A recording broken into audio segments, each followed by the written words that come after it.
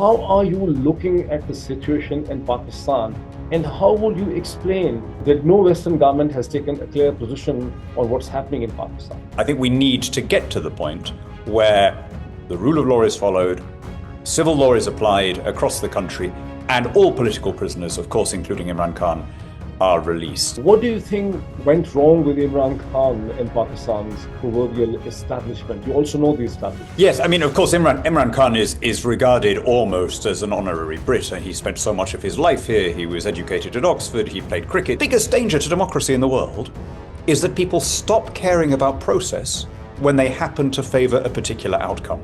You know better than I do how precarious the financial situation is in Pakistan, and that is linked to political instability. Nobody is going to invest in a country with an uncertain future like that. At the top, I would say a restoration of civil rights and the rule of law, an end to arbitrary detention, an end to we saw what in any normal language would be called martial law. Where do we fit China into all this equation? China is a categorical threat. How do you see Europe and Trump administration interacting with each other, and where would Britain stand? I don't see them interacting very well. Assalamu alaikum, this is Moeed Pirzada. I am today joined by Lord Daniel Hannon from Britain. Lord Daniel Hannon is not only a member, a peer of the House of Lords, but is also a noted author who has written extensively on Western values, democracy, and liberalism. Lord Hannon, thank you so much for joining and finding time. Thank you very much, Moeed. And I should stress peer in the British sense, not in the religious Islamic sense of a peer. Lord Hannon, Pakistani people have very good understanding of the British system, and they do understand that. And Lord Hannon, you are someone who I believe has a lot of understanding of the Pakistani system. You interact with the decision makers over there. You also met Imran Khan. You have written extensively on Western values, on democracy, liberalism. How are you looking at the situation in Pakistan, and how would you explain that no Western government has taken a clear position on what's happening in Pakistan? Well, thank you very much, Moeed. I don't think Britain can be indifferent to Pakistan. We're linked by a very long history. We remember the huge numbers of then British Indian Muslim volunteers who served in the two world wars, crossing half the world to take up arms. And of course, we're home to maybe 1.5 million, depending on how you count it, Brits of Pakistani heritage. So we're very intimately connected. And that's why the travails of Pakistan, which have seen parody of an election, political imprisonment, violence against political dissidents or opponents of the regime, is something that affects us in this country. I think it's fair to say that there is a lot of sympathy with Imran Khan and with the principle of free elections, even beyond the people who are his political supporters. I'm not a Pakistani national. It's not for me to take a view on whether I'd be a PTI voter or something else. But I can't be neutral on the question of having comprehensive and inclusive elections. And I think we need to get to the point where the rule of law is followed, civil law is applied across the country, and all political prisoners, of course, including Imran Khan, are released. And this is in everybody's interest. It would allow investment to come flooding back into Pakistan. It would help stabilize the region. And of course, it would reestablish our bond as one democracy with another. Lord Hannon, you met Imran Khan. You know him. What do you think went wrong with Imran Khan and Pakistan's proverbial establishment? You also know the establishment. I mean, every British politician of your stature understands Pakistan's establishment's psychology, where they're coming from. What do you think went wrong? Yes, I mean, of course, Imran Khan is regarded almost as an honorary Brit. He spent so much of his life here. He was educated at Oxford. He played cricket here. So, and an awful lot of people have memories of that period of his life, including the most recent Conservative Foreign Secretary David Cameron, who got married, and he got married to and he got married to a Brit, and his sons are here, and so we have. I mean, in that sense, he's a very typical Pakistani in that he has family links to this country, which is not unusual. I mean, I'm told you can tell me, Moeed, if this is true. I don't speak any Urdu, but I'm told he even speaks Urdu with a slight English accent. So, but certainly it is the case that he is He's regarded in this country as kind of one of ours, and that's across the political spectrum, certainly from anyone who was a cricket fan. Um, but really, it isn't about that. Whether he's a good man or a bad one, whether we agree with him or disagree with him, we have to be very alert in a world where autocracy is on the rise to the dangers to democracy. You know, I grew up, as I guess you did, in a world where we expected over time that countries would tend to become freer, more democratic, and more governed by the rule of law. And for the first 60, 70 years after the end of the Second World War, that happened. At some point in the last maybe decade and a half, that process has stalled and begun to go into reverse. And every year now, more countries move from the category of free to unfree than the other way around. And so this is a really dangerous development in the world. And Pakistan is in a pretty rough neighborhood. Why, since you're a writer too, you're not just a politician, you're a writer too, you write about these things. Why do you think it happened that after the post-war period, in the initial 30, 40 years, it looked like the democracy is spreading, the liberalism is spreading, the freedom of media is spreading, but why there is a backslide? That's a really, really good question. Why did it spread? I think because it worked, right? It yielded a much higher standard of living. The difference between West Germany and East Germany, or between South Korea and North Korea, was a kind of textbook laboratory quality experiment showing how liberal market capitalism worked better than the alternatives. Why has it gone into reverse in the last 10 or 15 years? I mean, is it to do with the global financial crisis? Is it to do with the spread of smartphones that kind of makes people angrier and more impatient? I don't know. But whatever it is, we have to defend democracy wherever we can. And this is why the fate of Imran Khan is. I would appeal to any Pakistani viewers who are not PTI supporters, defend the principle, right? The biggest danger to democracy in the world is that people stop caring about process when they happen to favor a particular outcome. And so I would appeal to anyone out there who supports, the Sharifs, or supports the PPP or whatever, make a bigger stand in favor of inclusive elections, right? And act the way you would want the other party to treat you if the situation was reversed. That's how you have an open society. We have to have that fellow feeling of citizenship, that our opponents are not our enemies. And that, I think, is in danger. Lord Hannon, I'm so glad that you are taking a broader perspective, that it's not only about Imran Khan or PTI, it's actually about the principle of democracy, human rights, rule of law.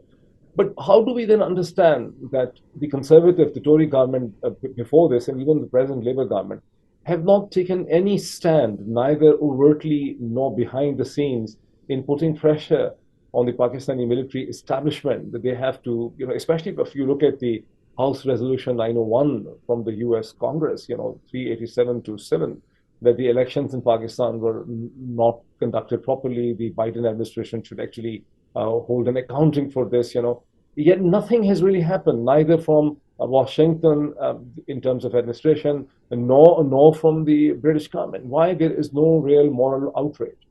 Well, I'm not sure it's true that there's been no statement. Like I say, David Cameron was foreign secretary when the sham elections were held in Pakistan, and he put out a very strong statement condemning the irregularities in the poll and asking for an inclusive process. But you have to ask, what specifically could we do? There is a limit to the power of any country. There's a limit to your capacity to deploy force thousands of miles away.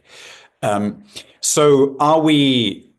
Would we want to sanction the whole country? I don't see what that would achieve.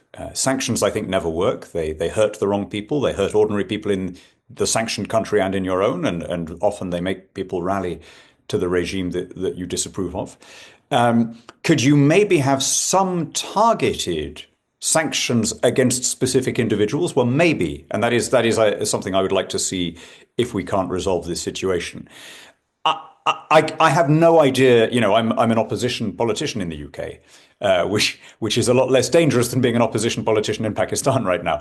But it means that I don't really have any insight into what is happening behind the scenes. But I think under the previous government, and I'd be surprised if this has changed, I think there was pressure to try and get to some kind of agreement. And what I mean by that is I think there was a hope that there need to be some flexibility on all sides. In other words, it is unrealistic in the current situation just to say Imran Khan should be released and there should be a free election tomorrow, because that doesn't incentivize the other side to enter into talks. But I think the end game needs to be an inclusive process. So I think the best realistic outcome is that we have some kind of roundtable, some kind of process, a little bit like happened at the end of communism in 1990, where the people who had the army, the security services, the interior ministry were able to enter into a transition where some of their interests were protected, but on the understanding that the eventual outcome would be a full, inclusive, democratic election. And something similar, maybe including immunity for people and so on, and transitional phases, something similar seems to me the likeliest outcome, and certainly one that I think the US is pushing for too. So you said a number of things. First you said in terms of targeted sanctions. In the last 24 hours, one a Republican congressman, Joe Wilson, has actually brought and introduced a resolution, a Pakistan Democratic Act in the United States Congress, which is actually proposing targeted sanctions, including the sanctions from Pakistan's current army chief, which is unprecedented. How do you look at that? It's a powerful. That's a gun with one bullet in, right? So you want to be careful about when you pull the trigger because you only get to do it once. My experience, which is limited, but my experience of talking both to military to generals in Pakistan and to, if you like, the wider community, political community around them and their extended families and friends, is that they do care about their reputation. They care about international opinion, and they are basically patriotic, right? They don't like the idea of their country becoming a pariah. So this is not like dealing with, Kim Jong-un in North Korea or dealing with the Ayatollahs in Tehran.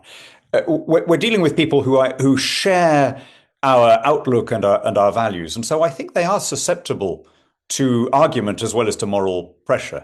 I wouldn't rule out sanctions if everything else fails, but I think that's a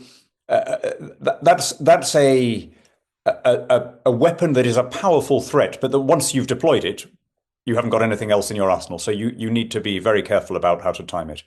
Lord Hannon, I really like when you say that they are susceptible to moral pressure, and that is the reality. The Pakistani decision makers have an umbilical link with Britain and also with the United States. I mean, if you look at that, the children, the sons and daughters of the Pakistani generals and the elite, whether it's civil or the military or the judiciary, they want to come to Oxford and Cambridge and London School of Economics and University of London, SOAS and all that. And same for the United States. And they are not thinking of retiring and settling down in China somewhere, in North Korea. They want to come and live in UK, and they want to do shopping in Harrods, and maybe Dubai has replaced it a little bit. But despite this, and you also you tell that you have discussions with them. What is the reason that this moral pressure over the past 3 years hasn't really materialized? What is the resistance? What is that they tell you in return? It's a very good question, and I wish I knew the answer. I mean, first of all, you're absolutely right. There was a fascinating situation which illustrates your point beautifully, which is that last academic term, all of the officers of the Oxford Union, which is the most prestigious debating organization in the world, all of them were Pakistani nationals, all four, right? And coming to a Western university, as Imran Khan did at the same university, you are bound to absorb a whole bunch of ideas and values. I mean, the essence of the Oxford Union is that you stand for an election, and it's a free election, and at the end, the guy who gets the most votes wins, right? You can't go through all of that and then be completely untouched by it, right? So this is why I say I think we're dealing with people who are fundamentally susceptible to these arguments. Why have they not yet moved? Honestly, I suspect they've blundered into a situation and they don't know how to get out of it now. Um, Previous interventions by the army in Pakistan have tended to be accepted, maybe not welcomed, but have been accepted by the population. Pakistan now has a very young population, and the expectations of young Pakistanis are much higher. They're not prepared to be fatalistic about coups, and that's especially true, I have to say, of the Pakistani diaspora in my country. Even people who are not Imran Khan supporters cannot understand how an election can just be cancelled like that. It's so outside their frame of reference, and this is something whenever I'm recognised by any really very unpolitical people, shopkeepers, cab drivers, whatever, it's something that comes up in conversation all the time. So I think the regime is in this slightly awkward position that every day that Imran Khan stays in prison, he becomes more popular. And how then do they negotiate an outcome that doesn't just result in all of them being put in prison? And this is why I think we need some delicate diplomacy. There are some specific crimes that will need to be answered for, but equally we need to give the people who have power now a reasonable roadmap that will allow them to move to some kind of compromise solution, retaining their freedom and their dignity. I fully agree with you that they have blundered into it. They need a way out. They need an interim arrangement, some sort of transition. But then someone has to help them. Either it's Britain, or it's Dubai, or it's Saudi Arabia, or it's the Trump administration. Someone has to give them the guarantees that if you make these concessions, if you let the democratic process, open the Twitter, let the YouTube work, free the journalists, free the political workers, they have to be baby steps. But they are in such a reactive mood, they're trying to even stop these kind of YouTube discussions. I mean, this kind of discussion which we're doing, even this hurts them. They have cornered them into a position. Someone has to help them, Lord Hannon. I agree. There was a comical moment just before Imran Khan was arrested, when he was under house arrest. And I had arranged for him to do a Zoom call with a bunch of conservative politicians. And minutes before it was supposed to begin, all the communications to his compound were cut.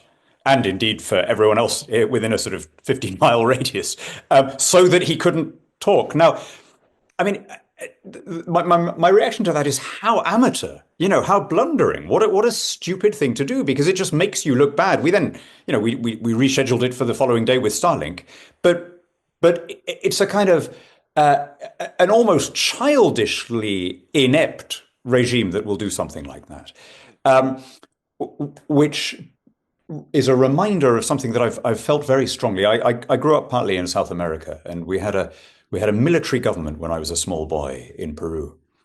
There is no such thing as a good military government, right? Whatever intentions they begin with. And I don't doubt the motivations of a lot of these soldiers. I think that a lot of them sincerely think that they're saving the country from chaos or communism or whatever it is. But in the end, soldiers are not good politicians. Being a politician is not as easy as it looks from the outside, and it takes a special skill set. And with a very small number of exceptions, generals do it very badly. The small number of exceptions are the ones who stand for election. And it's a very basic point. If you're a soldier and you think your country needs a different political direction, then resign your commission and offer yourself to election like anybody else. It's very interesting when you say that these soldiers and the generals are not necessarily good politicians. But why, for the past 50 plus years after Second World War, the West that has espoused liberalism has supported the military dictatorships across the world? What is the necessity? Well, I mean, at first it was a straightforward question of Cold War alignment. Is that line often attributed to FDR? He may be a son of a bitch, but he's our son of a bitch about the Somoza dictatorship. I think something similar pertained. I mean, Indira Gandhi's India was technically neutral, but in every practical sense, it was sympathetic to the USSR. And therefore, Pakistan became a Western ally, regardless of who was in charge. The end of the Cold War should have meant the end of all such thinking, right? We should now reverse Franklin Roosevelt's thinking. We should now be able to say he may be our son of a bitch, but he's a son of a bitch, right? In other words, a regime that is brutal and oppressive shouldn't get a get out of jail card simply because it declares itself to be our ally in the war on terrorism or whatever. And I think this is really important because, you know, you know better than I do how precarious the financial situation is in Pakistan. And that is linked to political instability. Nobody is going to invest in a country with an uncertain future like that. The regime is struggling to pay the bills. Who knows what might follow in that situation? I could see a situation where if everything else fails, the people running the country will be tempted to start selling nuclear secrets. And if there's one thing that everyone should be able to agree on, it's that we do not want any more nuclear proliferation in a dangerous region. And so that's why I think there is a direct Western interest in democratization. Even if the election is won by somebody that you wouldn't have chosen yourself, that is still better. A poor democracy is still, in the long run, better than a friendly military regime. The word democracy is very confusing to many people in the Western world because they have been fed the diet, the toxic diet, that democracy is perhaps only a Western idea. So we need to unbox the word democracy. The democracy is basically rule of law. The essential ingredient is the rule of law and the human rights. It's not possible. The rule of law is not possible. And when you say that the possibility of selling the nuclear weapons, you do not think that in terms of China, because China still has rule of law. It abides by a certain kind of contextual reality. You would not think the Chinese will actually go and sell the nuclear weapons to Saudis or to Syrians or to someone. But in case of Pakistan, what is also suffering is the rule of law. So, but when you say the precarious financial situation in that context, and you also say the countries should not have sanctions, yes, they should not have sanctions, but a credible threat and a warning that sanctions can come on your way if you don't make progress. Like, for instance, look at the European Union and the GSP Plus. It is part of the constitution that the GSP Plus status hinges upon human rights, upon the governance yardstick. Yet the European Union and is one of the largest, perhaps the largest exporter of the Pakistani goods, they have not been able to apply that pressure on Pakistan. Yeah, yeah. No, I think that's right. You're absolutely right, Moeed, to frame it like that. At the end of his life, the great economist Milton Friedman said, "I now realize that the rule of law is all really that matters, and that democracy and property rights and everything else, they all flow from it. If you have the rule of law without democracy, as we had in Hong Kong, you have a stable society where there's growth, where there's free contract, and where there's stability. And eventually that will lead to some organs of representative government, which it did in Hong Kong up until the moment of the Chinese takeover. If it's the other way around, if you have democracy but not the rule of law, then that ends up in mob rule and it never lasts. So this is why I would say that if I were trying to propose a plan for some kind of solution in Pakistan, at the top, I would say a restoration of civil rights and the rule of law, an end to arbitrary detention, an end to, we saw what in any normal language would be called martial law. In other words, civilians being tried in a way that is outside the normal political system. And particularly these constitutional changes. What do we mean by the rule of law? If we're explaining the rule of law in simple terms, it's that the people in charge don't get to make up the rules as they go along, right? That the law applies to everybody equally, and that it applies whether you're the president of the republic or whether you're the poorest guy in the country. And it is the most precious thing.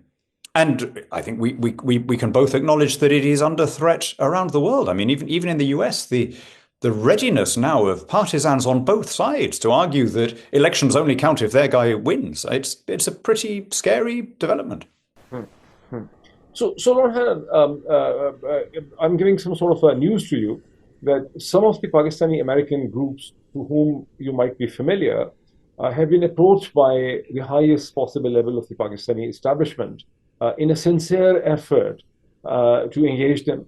And the argument is this, that you need to give us 30, 35 days. I mean, if you tone down a little bit, I mean, stop engaging the Congress, I mean, stop bringing more pressure from social media, from YouTube and Facebook and Twitter, then we can improve things in Pakistan. So I think that this is, I can't really be 100% sure, but I think there is a sincerity on part of the Pakistani establishment. They think they are also in a corner. They're cornered by the circumstances and they want to improve things. This may be an opportunity for people who are placed in a position like you, who can have trust on both sides within the Pakistani system and on the West. I understand this thing. I mean, knowing you a little bit, that you have an interaction with the Republican Party in the United States as well. What kind of role can you play in resolving this conflict? Yeah, well, first of all, I think your analysis is correct. At the moment, all of the pressure is on the regime, whereas politically there isn't really much pressure on Imran because he's, as we said earlier, he's getting more popular every day that he's incarcerated, and so that I think is the context in which people are looking for a solution. I think there is quite a lot of sympathy for him in the Republican Party, partly because a lot of American Republicans see parallels with Donald Trump's legal problems, right? So what they see when they see Imran Khan is a guy who the lawyers tried to stop because he would have won the election, right? I mean, I'm simplifying, but only a little bit. And the US has historically preferred democratic governments when it can, as long as it doesn't cost it too much. So I think there is a chance of a coordinated move to try and break the deadlock. I think it is more likely to come from the English-speaking democracies than from the European Union. I just think Pakistan, it's a Commonwealth country. The Commonwealth stands for certain values, and ultimately, membership of the Commonwealth is contingent on upholding those values. Right? You can be kicked out, as has happened before to some countries, if you're too blatantly anti-democratic. Plus, of course, as you know, the US has a large diaspora community, and B, still has a residual interest as the traditional Cold War ally. So I think the solution is likely to come from right. It'll come from the Anglosphere democracies in the end. Not least, by the way, because and this is a very good thing, I think, in this context, because a lot of our military have direct contacts with Pakistani military. I mean, there's Pakistani generals, the top generals now overwhelmingly did their training in Sandhurst. The younger ones may now be going off to Beijing or whatever, but the people at the top have very close links with British Army personnel, and that I think gives us a certain leverage as well. The Pakistan's Army Chief General Asim Munir was in Sandhurst a few weeks ago. There is in fact a joint program between Britain and Pakistan, which is for regional stabilization. But since you also write in international relations, you're someone very deeply interested on the global world order. Where do we fit China into all this equation? China is a categorical threat to the West. And I will explain why. I know that Pakistan has always looked to China as a protector, but I'd invite viewers to look at the nature of Chinese society, right? Not China as a geopolitical fact, but China as a regime. There is the most terrifying surveillance state there, based on face recognition technology, geolocation. And it has been especially viciously aimed at the Muslim minority. So when you see pictures of roadblocks in Xinjiang and the Uyghurs are being told to Yeah, I used to watch the news and I think, what are they looking for? What do you mean a roadblock? It's their own country. What, who are they? What it is that if you're a Chinese Muslim, you are required to have mandatory spyware on your phone, right? Oh, God. And this, so the roadblock is making sure that you haven't got some clever young nephew who's managed to take the app off your phone, right? What does the app look for? What's it searching for? Antisocial behavior. What counts as antisocial behavior? Growing a beard, looking at the wrong websites, observing Ramadan, talking to foreigners. If you tick too many of those boxes, the algorithm sentences you to mandatory re-education without any human supervision. Now, here's why this scares me. If they can do that in Xinjiang, they can do it all over China, and they can export it, right? They can say to any friendly regime or any anti-Western autocratic regime, you don't need to worry about elections anymore. We will give you this kind of technology, and then we don't need to ever invest in a successor because you're always going to be there. And that I see as a genuinely different model to the liberal, open capitalist one that we've had here. And you only have to think for a second about what it would be like to live like that. Yes, China does some things quite well. It has delivered economic growth and so on, but at what terrible cost? And with what brainwashing of its population?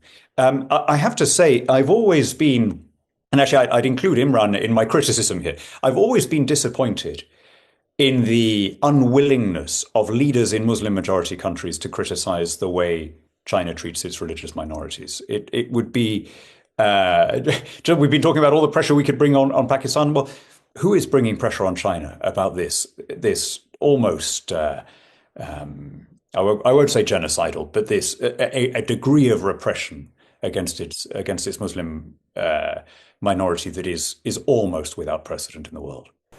It's very interesting when you say that the Muslim countries do not condemn China for what's happening in Xinjiang and with the Uyghurs. The one perhaps reason from foreign policy is this: the Chinese have a firm position of not taking a position on the internal affairs of the other countries. Now, here brings the complexity. The Pakistani regimes can play between China and the West. And the irony is this: that the only way you can keep Pakistan falling more deeper into Chinese influences to have a meaningful democracy. How do you look at that equation? It's very complex. Yeah, I couldn't agree more. I couldn't agree more. And like I say, probably the issue. There were a couple of issues where I disagreed with Imran Khan, but one of them was he was saying, I thought, some slightly naive things towards the end about China. On one occasion, he said, "Oh, we always thought Western democracy was a great idea, but how come the Chinese are growing so much faster than the West?" Well, I mean, even if that were true, and I'm not sure it is when you look at the real figures, but even if that were true, it's a dangerous argument because it legitimizes activity such as what we're now seeing in Pakistan. But I'm pretty confident that having been through the hellish experience that he has, and having been a political prisoner, he will have an even deeper appreciation for democracy than he had before. Before, and I have to say, he's always.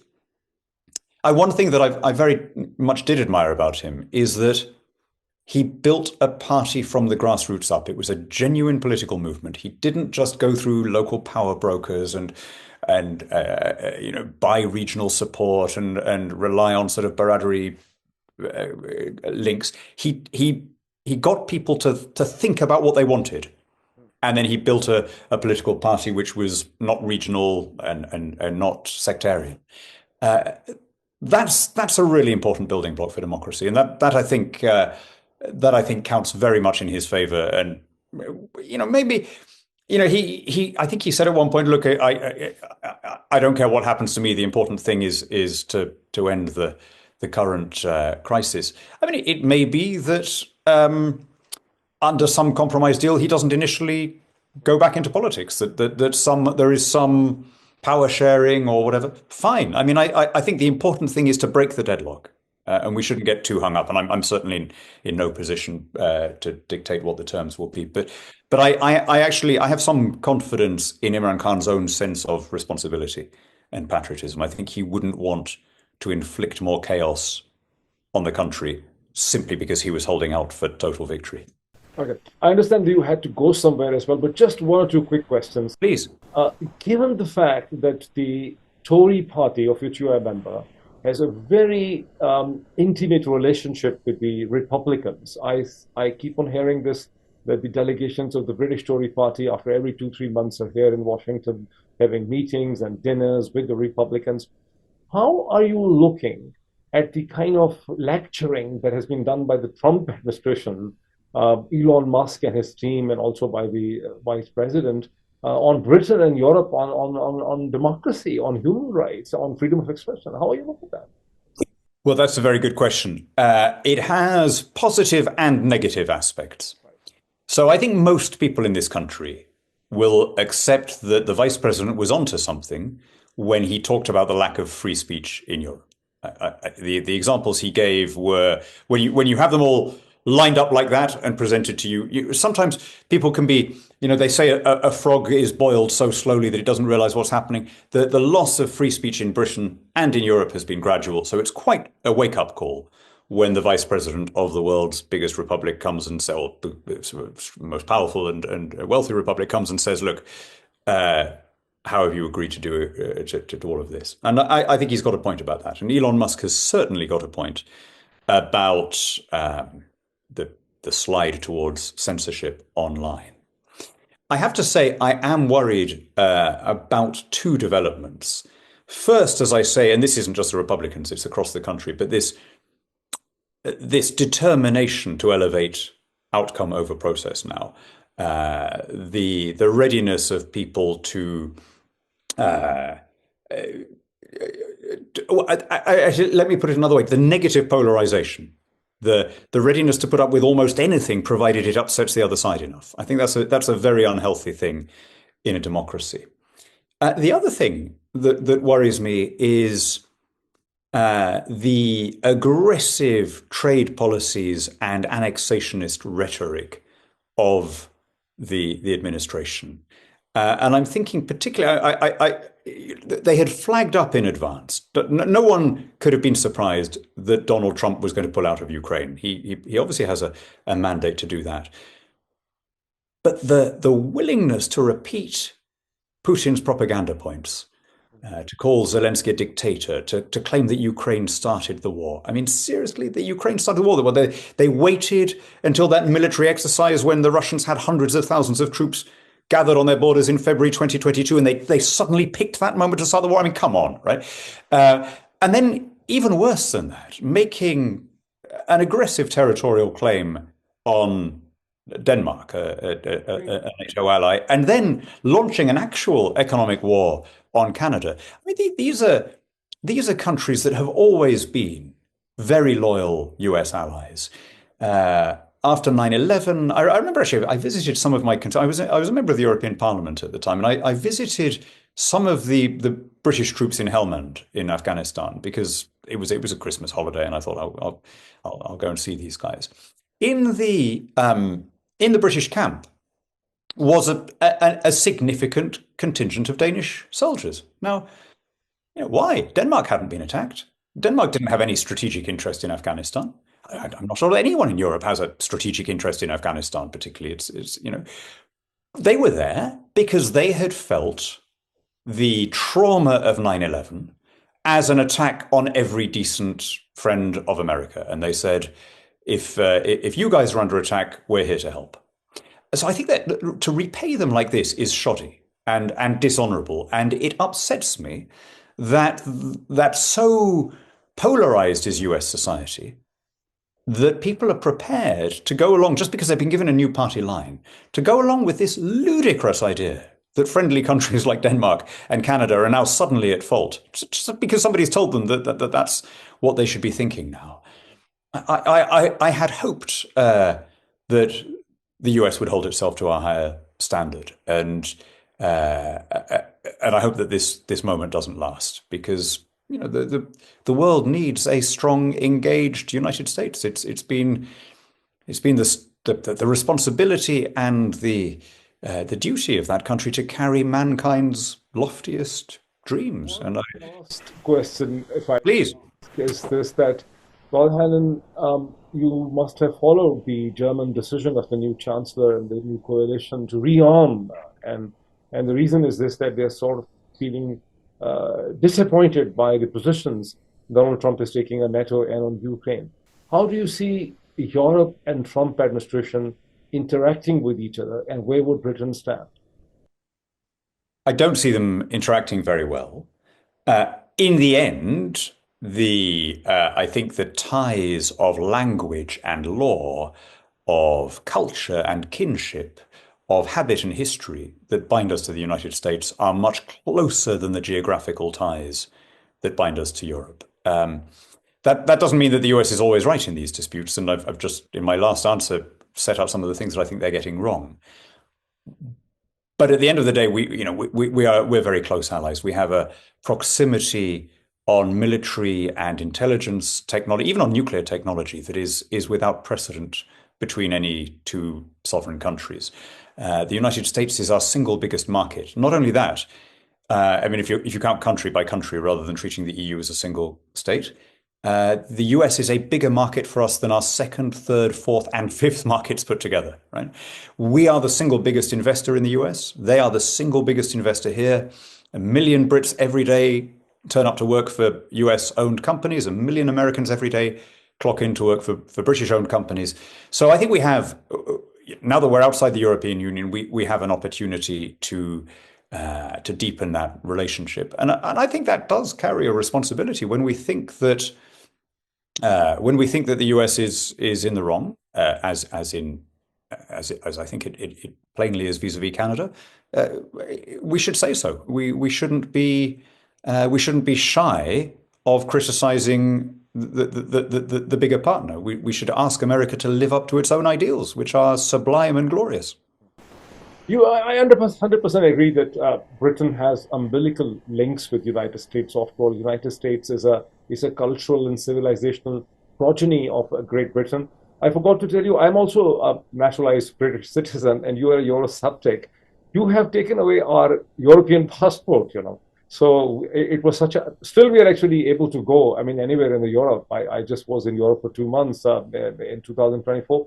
But more restrictions are coming for the British passports. And you also mentioned the trade and the markets. Do you think that the decision of the Brexit has done well for Britain? Yes, because we've become a democracy again. We get to hire and fire the people who pass our laws. I think we will now be able to get a trade deal with the US, which, as I say, is by far our biggest trading partner, which obviously you couldn't do that in the European Union. Brussels controls all of your trade. And I think even this Labour government, which came to office very, very anti-Brexit, is realizing that it is already benefiting from divergence on financial services rules, on gene editing, on trade. But I'd like us to go much further. I don't think we've been nearly ambitious enough in grasping the Brexit opportunities. And I particularly think that that's true vis-a-vis the Commonwealth. One idea that I'd like to see is a Commonwealth business visa. So let's leave aside the question of immigration. The right to travel for business. And maybe this wouldn't apply to every single Commonwealth country. You couldn't force anyone to do it. It would be an opt-in scheme. But that once you have the visa, you can go to any of the countries involved. I mean, wouldn't that be a way of massively facilitating trade and investment? I always say this to your fellow Brits of Pakistani origin. Now that you've told me that that we share a passport, I mean, it surprises me that there is not more investment in Pakistan by some of the Brits of Pakistani heritage who have done very well here. And of course, the reason that, but despite all the obvious attractions of having friends and family and language and all that, the thing that holds them back, as I don't need to tell you, is basically insecurity over property rights and the rule of law. They don't want to make an investment until they know it's secure. Now, that is something we should be helping with, right? And the best way of helping is by engaging in terms of commerce, in terms of institutional links, so that good practice spreads. And that's something we could be doing throughout the Commonwealth. I don't know if you have met Sir Anwar Pervez. He is one of the biggest investors. I mean, from Britain, I met him a number of times. Best Way Group in Pakistan, the UBL, the United Bank Limited. Yeah. But also, since I met him, he was always frustrated for the same reasons which you have mentioned, the rule of law issues. Lord Hannon, it has been a pleasure talking to you and listening to you. And I hope we continue to talk, and we should be talking again in a few months' time. Let's hope so, Moeed. It's been a great pleasure. Thank you. Thank you, Lord Hannon.